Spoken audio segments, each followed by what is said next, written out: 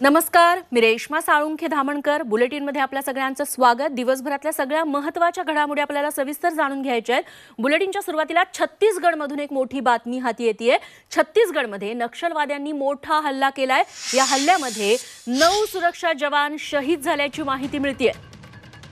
छत्तीसगडच्या विजापूरमध्ये सुरक्षा जवानांच्या वाहनावरती नक्षलवाद्यांनी हा हल्ला केलेला आहे. हा हल्ला केल्यानंतर 9 सुरक्षा जवान शहीद झाल्याची माहिती मिळतेय आणि त्या हल्ल्याची दृश्य देखील आपण बघतोय. हल्ल्यानंतरची वाहनाचा अक्षरशः चुराडा झालेला आहे. आता जवानांनी देखील सर्च ऑपरेशन सुरू केलेलं आहे. वारंवार या परिसरामध्ये छत्तीसगडच्या नक्षलग्रस्त भागात असे हल्ले होतच असतात.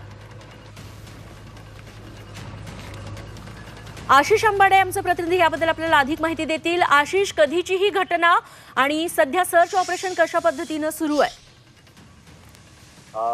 विजापूर जिल्ह्यामध्ये ही घटना झालेली आहे आणि या भागामध्ये DRG दंतेवाडा म्हणजे तिथलं जे अँटी नक्षल ऑपरेशनचं स्क्वॉड आहे ते एक मोठं ऑपरेशन सर्च ऑपरेशन करून परत येत असताना विजापूर जिल्ह्यातल्या आंबेली नाल्याजवळ IED पुरून ठेवलं होतं जमिनीमध्ये मोठ्या क्षमतेचं आणि त्याचा जो स्फोट आहे तो करण्यात आला.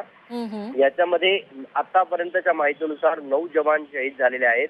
त्या गाडीमध्ये बसलेला जो ड्रायव्हर आहे, चालक आहे, तो देखील शहीद झालेला आहे. आणि आत्ताची बातमी अशी आहे की या ठिकाणी त्या ठिकाणचे DIG आणि SP हे देखील त्या ठिकाणी पोहोचलेले आहेत.